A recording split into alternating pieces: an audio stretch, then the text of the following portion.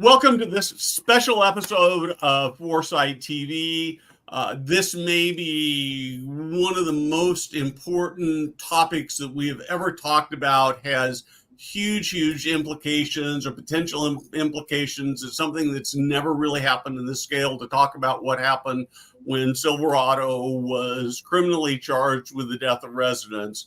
As I'm sure you know by now, that case has been favorably resolved. The charges were dropped, and we're going to talk about what happened and how we got there, and most importantly, the lessons that the industry can learn. First, this.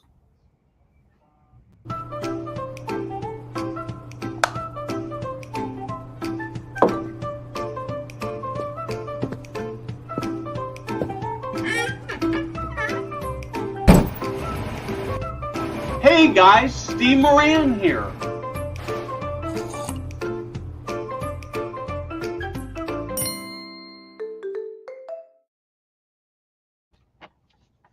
Joel, Loren, thank you so much for joining.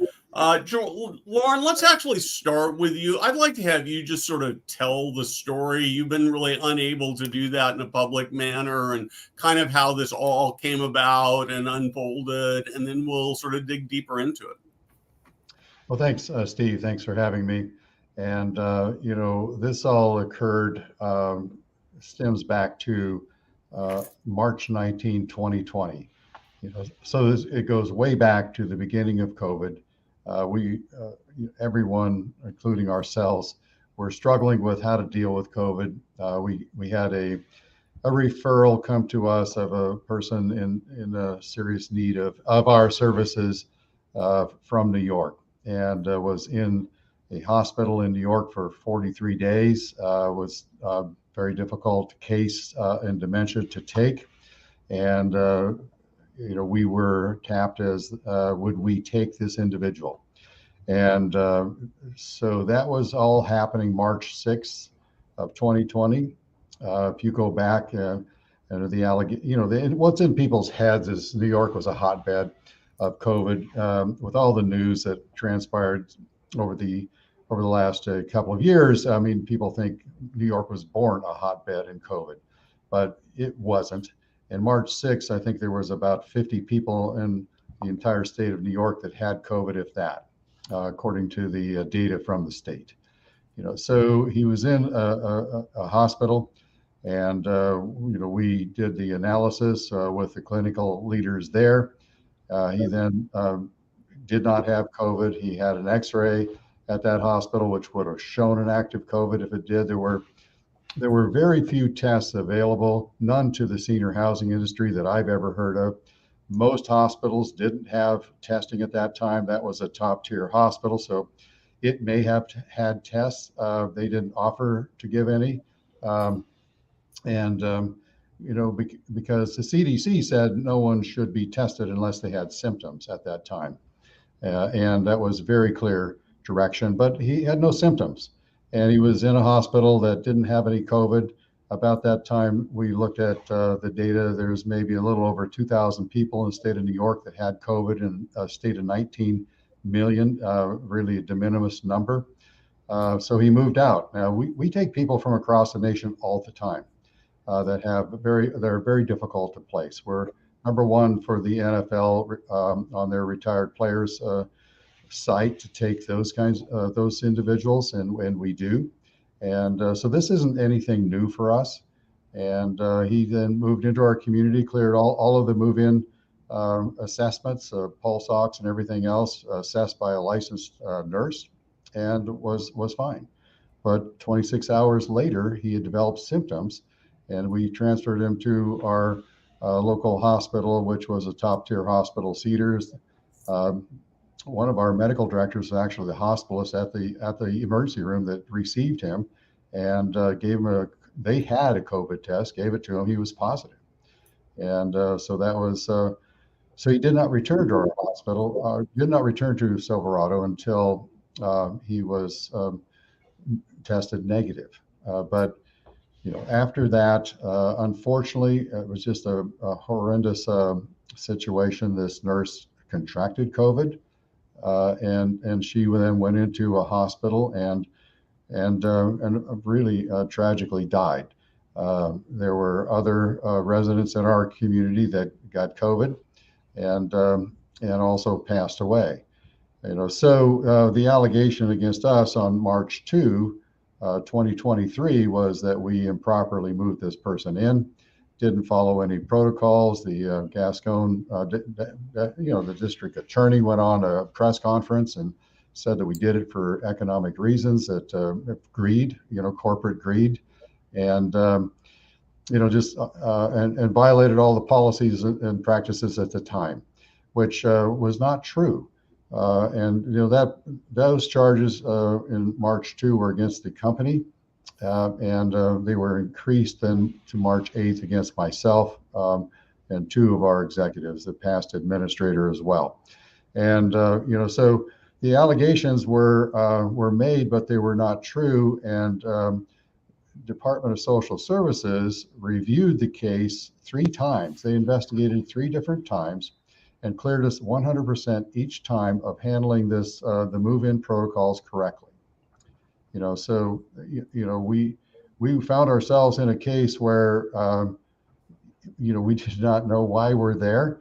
The team had done everything right, and the allegations were being made against us that we didn't test him, and they said we had tests. Well, we didn't have tests, and I was on the board of a major hospital system here in Orange County, and many of those hospitals didn't have tests at that time. So it was just not true. We do not have tests. We did have masks, but at that time, the standard of practice in nursing wasn't to use a mask, and that's hard to convey to people today, where of course you would use a mask. But back in March, early March 2020, med-surg hospitals, emergency room people generally did not use a mask when people are coming in with all kinds of who knows what. And my wife was an emergency room nurse at the Huntington Hospital in Pasadena for 20, she worked in that hospital for 20 years. And, she's kind of a germaphobe, and she didn't use a mask either. So. Yeah. So did you have any indication that this was coming? Were they nosing around, or was the announcement of the charges the first you were aware of it? No, it came out of the blue. We had no idea we would be charged. Furthest thing from our mind was that we would be charged for anything like this. Yeah.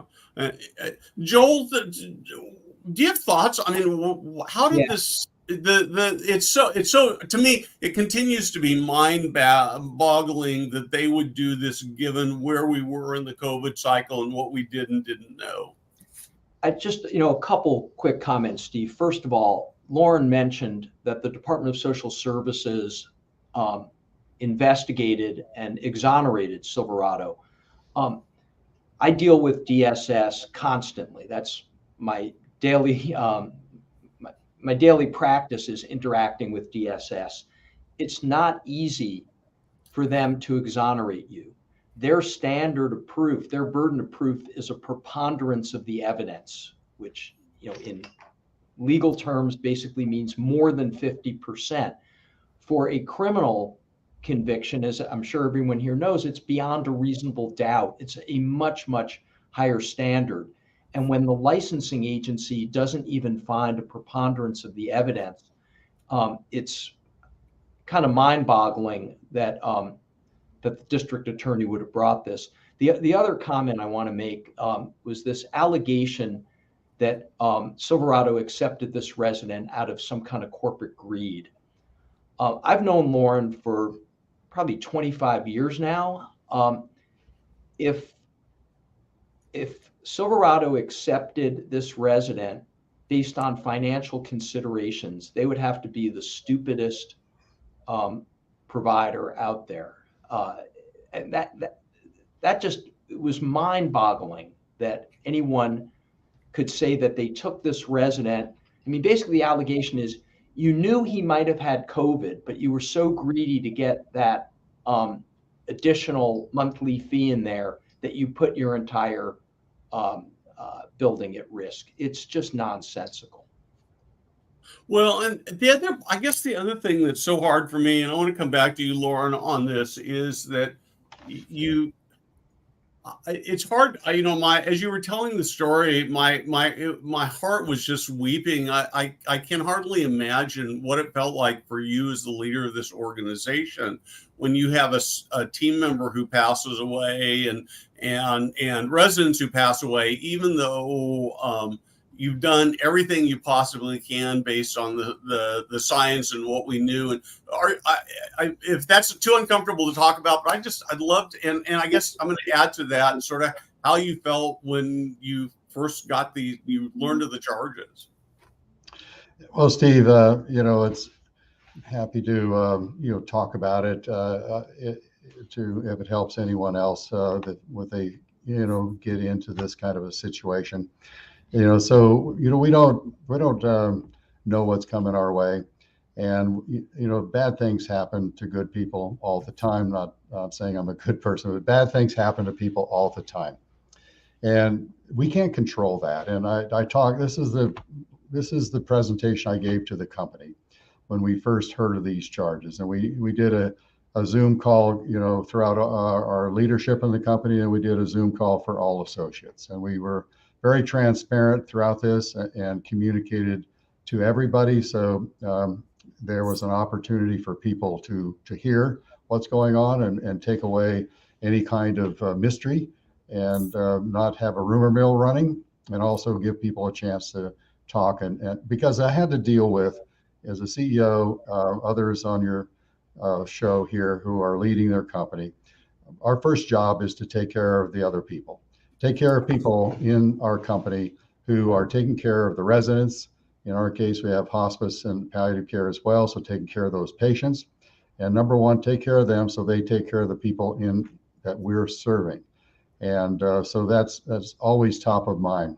And in order to do that, broad communications, and it takes courage to have those conversations, with people, but we've got to tell them what's going on. And the message is, bad things happen to good people all the time.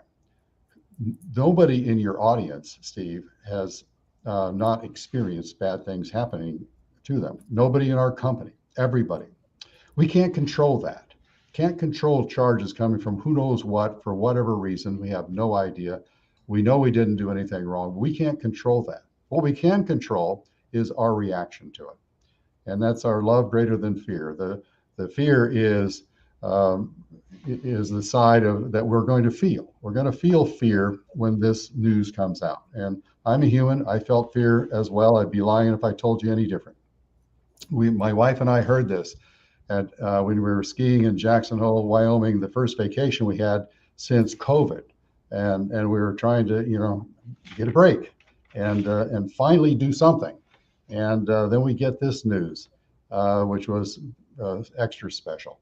But nonetheless, then it's you shift into gears. They say, okay, this surreal thing is happening. I can't even believe it's happening. Where's it coming from? You shift into gear, and you then basically take care of everyone else that you need to take care of in order to deliver care in the company, and that's job one for any CEO, for any senior leader in a company. And then you control your reactions to understand it best you can, and then you defend. Our goal, we know we didn't do anything wrong, so we're going to defend the company. We're going to do it the right way, 100% all the way, and we're going to come out of this, vindicated at the end. And we don't know when the end is. And we didn't need the extra legal expenses. We didn't need the extra trauma, coming to the company. We knew there was going to be bad press. We knew the Southern California media was going to jump on it. So you just have to deal with it. And you have to, hopefully the reputation of the company will stand on its own. And that's what I rely on is everyone's going to hear some bad press here. So we have established a reputation throughout the years And the professionals referring to us, the families who have their loved ones with us, the staff who work with us, they know who we are. And that's going to come to the surface. And our culture is either going to be stronger or it's going to be blown apart. So under times of duress, and everyone in the industry faced it during COVID, their cultures were what carried them through. It's what carried us through. Our culture came through stronger at the end of COVID than before. We thought we were over this. And what really causes me the biggest problem, Steve, and it's come up in a way, once it's done, things have come out that were I didn't have any clue the depth of the impact of these charges on our line staff. So I'm talking about caregivers, social, nurses, social workers,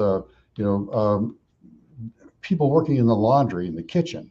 And since we've been vindicated, they've been coming out and saying how devastated it was to them. Some of them thought of quitting because, gee, I could get sued too. Others were crushed by, we did everything we knew to do, and look at what's happened. All the people in this industry, Steve, should be celebrated as heroes and champions.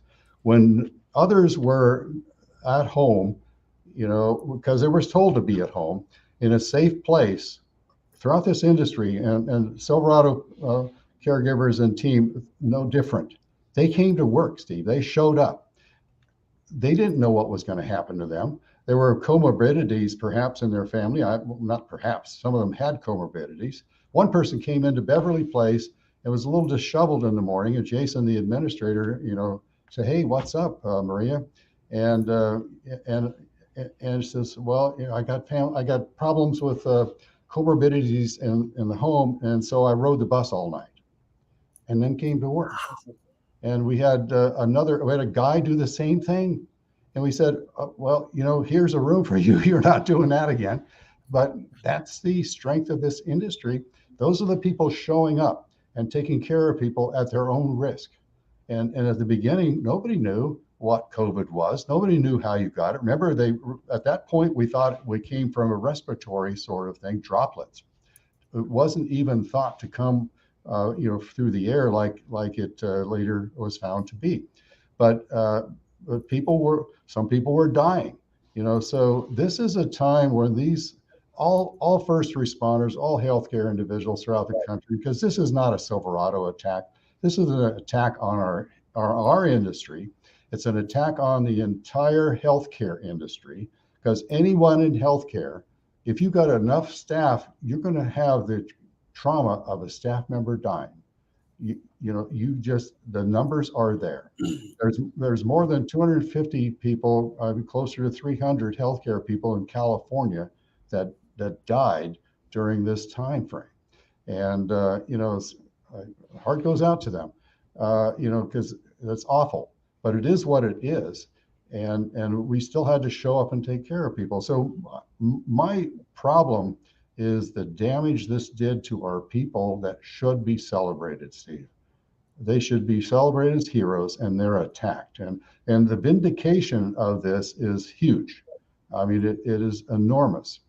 And just one more thing, at this time, March, everyone's recovering from COVID in this industry. There's PTSD throughout the industry. It still exists today. We've got treatment programs going on for our staff who have PTSD. And when I say that, Steve, I'm talking about people who held the hands of people who are dying, and somebody is the family member's looking through the window. These people blame themselves for these deaths. Now, that's wrong. It's not logical. They did everything possible, but they're perfectionists, they're healthcare givers. They blame themselves. And we tell them, don't do that. It's not your fault. You saved a lot of lives. You couldn't save everybody, but they still do. And it's just like a wartime scenario where they wake up with nightmares at night and all of that. And we were putting a lid on it. We were getting people in control, and this blew the lid off for each and every one of them, including my leaders. They had to revisit and go back into those wartime battle zones with COVID. Yeah, More than you wanted to hear. No, this is so powerful. I just think that I think about what it must have been like to be line staff there that had interaction and really, I mean, you know, your name and the company name and your other leaders were ones that were charged, but in effect, emotionally, powerfully, they were blamed for this death as well. And it really implicates ultimately everybody in the community and really everybody in the organization. And, you know, a thing that I guess is sort of baffling, and maybe I don't know whether why did they pick you and Silverado? Because I look at that and I think, you know, there were some operators who weren't so terrific. There would have been much riper targets. And you look at Silverado and it's like this company that cares, that overstaffs, that just is so focused on quality. Any sense of why you? Well, that was a question that came up in the testimony, in the cross-examination. Why us? Why were we picked? And there was not a very good answer. And I don't have an answer. I don't know. I don't want anyone else to be picked. Quite frankly, I don't want anyone to go through this. But, you know, we have licensed nurses 24/7. In California regulations, you don't have to have a nurse at all. You know, we have a social worker, a master level social worker. You don't have to have that. We have a medical director. You don't have to have that. And this person was assessed by a licensed nurse. You know, so all those tools came to play to keep people safer and help. I have no doubt. You know, but we created innovations. Our team created innovations of, you know, separate units, probably first in the industry, we think. But public health departments saw that, cited it, said, can we use it as a best practice and tell others? And we said, you bet, sure. We, like others in the industry, shared our best practices. Michelle Egger was, you know, chair of CALA, and she's, you know, involved in leading Silverado's communities with the rest of our leadership team, and she gave of her time with Sally Michael at CALA, and CALA's been very supportive, by the way, through this whole thing. But, you know, she gave of her time there in addition to doing this other, which also, you know, took time from our other staff. So, you know, there's those kinds of efforts and energies going out. And, you know, we were all burning red ink in this time. We were just all financially pressed with 30-40% increased cost in labor. The PPE, couldn't find it. We always provided PPE. Everyone in our company, including hospice, always had the masks, and we even provided it to some hospitals. But it wasn't easy to find. And by the grace of God, we found it and got through this thing. But, you know, all those things that the company did, that the team did, nobody cared in this process. Now, that's not fair that nobody cared. The industry cared. The industry was very supportive. CALA was right there. Joel was an incredible leader throughout this, including testifying as to DSS standards and the compelled testimony matter with regard to our administrator, Jason, had to answer DSS questions. So it's a complicated legal thing. I don't want to get into that. I'll let Joel talk about that. But, you know, he went on your show, you know, Tim Schmidt did, and Michelle Augsburger, and you lit it up right away by how wrong this was, Steve. You know, those are all, I can't begin to tell you how meaningful that support is. All of our teams, including myself, got, you know, sorry to see you're in this mess, you know, emails and calls from across the country. And I know Argentum and Asha were supportive of us, the leaders there, although I didn't see anything like CALA put out in terms of a message. But nonetheless, it's all meaningful to have others, you know, at least, you know, supporting. And there's not a lot of things others can do, but it's helpful. Steve, So, get Joel. Yeah, I was just going to comment. the impact that these charges had on the industry were profound. And really, the district attorney, everything that office did was counterproductive if their goal was to provide for the well-being of residents of assisted living communities and employees of assisted living communities.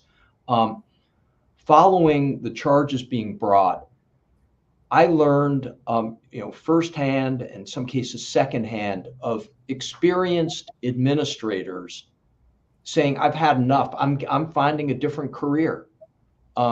Jason Russo was an outstanding executive director, very highly respected, and people fear. They say, if this could happen to him, if this could happen to Silverado, it could happen to me. I know of several nurses who decided to get out of assisted living and go back to working in a hospital, where they weren't concerned, where they wouldn't be concerned about losing their freedom. And I can remember at least a half dozen calls with CEO level folks, owners of smaller companies, and their response was, well, I guess I better stay out of ever making any decision or participating in any decision to admit a specific resident. So their response was, well, if I back away enough, I can't be accused of having made the wrong decision, which is exactly what you don't want to have happen. So. No, and it kind of throws it almost ends up being an action that, if you will, throws the frontline staff under the bus.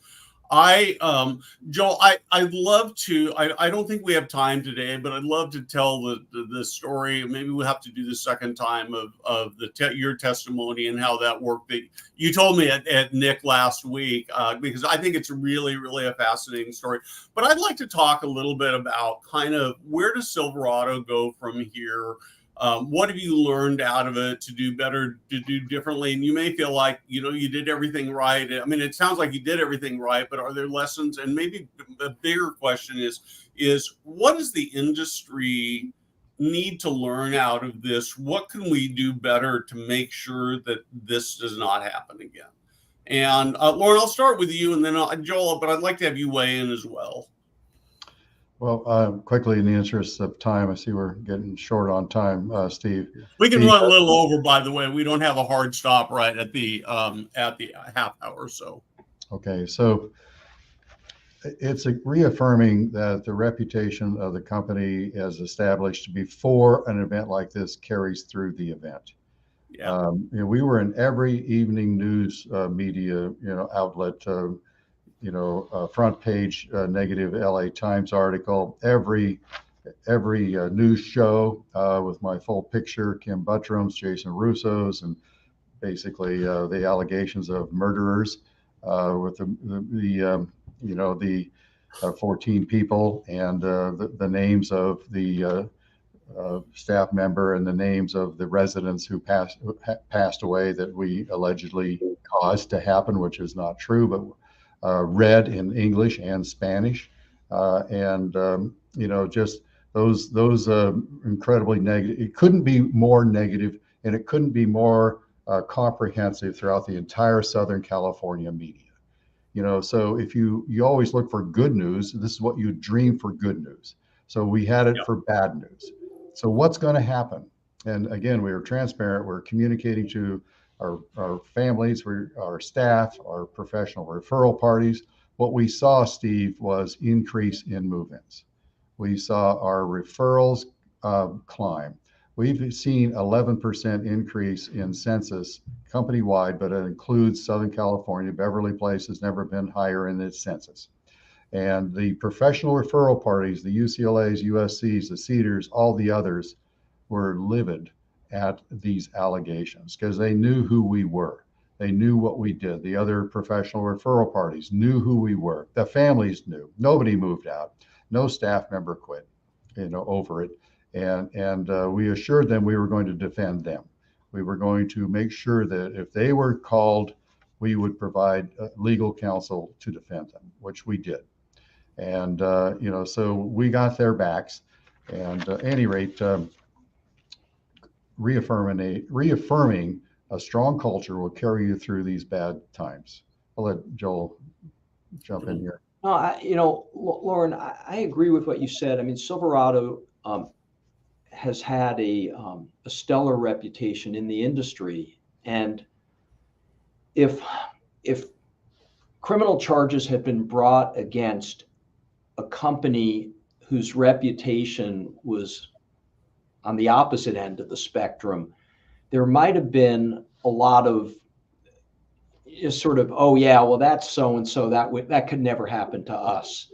I think the fact that this happened to a company with Silverado's reputation, one, it engendered the support that Loren talked about, but I think it also created a lot of fear, because it was, well, my God, if that could happen to them, it could happen to me too. And that was, again, part of, I think, the shock waves that were sent through the industry, and then this just collective sigh of relief when the charges were dropped.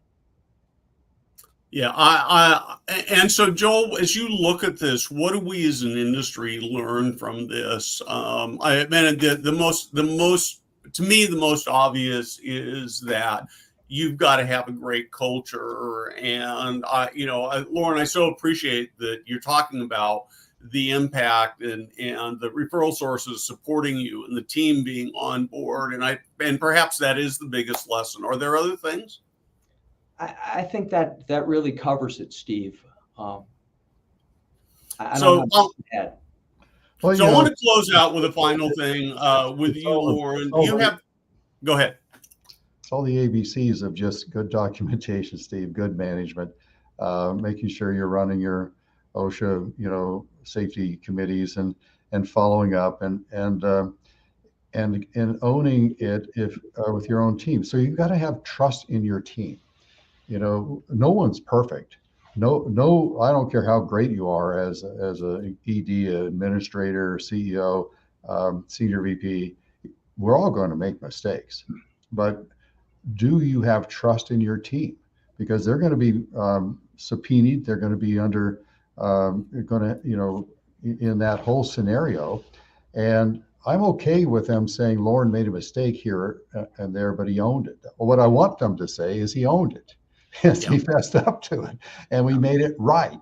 And that's what I want to be said about our whole team. Because nobody really expects perfection, but it comes through. Does your team trust you or don't they? And in these times, you can't get it at that moment. You earn it throughout what your actions are as leaders. How you perform. Families, the same story. How do you perform with them? You've got a family unhappy with you because the socks are missing or this or that, right? Of course. But core is, do they trust you? And we are blessed to have a company with high trust. And we didn't shy away from referring to a higher power. And resting on our faith and letting the families, letting the associates in the company know that, because these are times of intense fear, and so that's a piece of our culture. Not that everyone needs to be a Christian or a Jewish or anything else, but as you know, I'm a Christian, and our team is mixed with different religious beliefs and that sort of thing, and that's great. But it's a higher power, and you can't explain why you're attacked, but you are. And by the grace of God, we got through this thing. A very strong team, great legal team. Hiring a great legal team is another lesson learned. We know how to do that. It happens to be something I'm pretty good at, and I get help from people like Joel Goldman and others. And then, putting that team together, getting a leader in that team and trusting them and helping guide them through, and just weekends and nights of pouring through information to give them information that they need. and it is endless, but that's normal. Steve, Yeah, just I sort of have two I'm sorry. really. Can I just Joel, go ahead. Yeah, just one quick comment. I want to make it clear. My role was very small in this. I was an expert witness. The defense team that Loren's referring to, I was not part of, and those guys were just absolutely phenomenal lawyers. So I want to make it clear. Yeah. Something an attorney would have to make clear, I'm sure. So, so two quick things. The first is, I'm going to give you both of them, and you can address them however is most comfortable for you.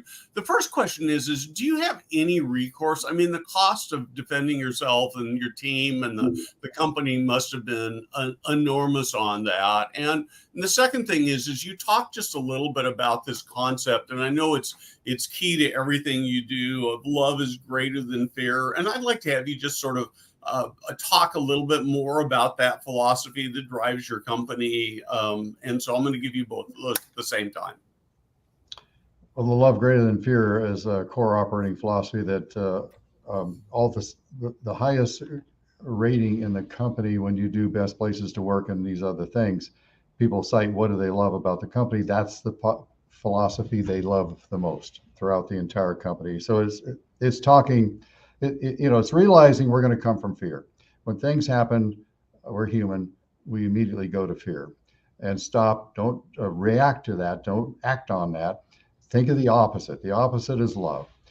So I've been charged with 18 counts of felonies, and that's never good. So yes, I have to recognize this is a fearful moment for me and my wife and, others. And so what's the opposite of that? The opposite, is to, understand best we can what the charges are, how we're going to defend against it, having the courage, to have the transparency to communicate to the company what's going on, because they're going to come from fear too. And I know more than they know when I don't know much, right? But I know more than they know. And, so, that's just the way of operating throughout it all. And, and we also, we're not afraid to lean on our higher powers. Each one of us have. And, the one thing you have to be at Silverado, whether you're in a caregiving role or you're in the home office, is you have to be spiritual. And if you're not a spiritual person, if you don't, come from the heart and have love for people, then we don't want you working here. And the fact that you're an accountant or an IT is just as important to be coming from the heart, because you're taking care of people in the field that are sometimes in death situations, life and death situations. So that's essential. Yeah. Do you have any recourse on this in terms of legal fees or reputation or anything? And maybe Joel, I'm going to toss that one to you. It's tough to sue the state. Yeah. It's unfortunate. I think that, so much admiration for Loren, for you and your entire team as to how disciplined you were in creating this great organization and how you handled this whole process. And I'm sure you must be so relieved, and it sounds like it's probably time for another ski trip where you're not likely to have to get kind of news again. So, well, thank you, Steve. It's we have a really strong leadership team and strong people, and it's truly, it's not me alone. That's for sure. I play a role here, and I can mess it up. So I'm trying not to get in their way. And we got a really strong team, and thank God for that. Joel, Loren, thank you for your passion for the industry. Thank you for coming on today. And for all of you who watch, who are watching this, who care about the industry, are the people who love the team members who work in the industry, the residents and their families. Thank you for everything you do. And justice prevailed. And with that, we're going to sign off. Joel and Loren, if you'd stay on for just a moment and debrief. And with that, we'll see you on Foresight TV on Friday.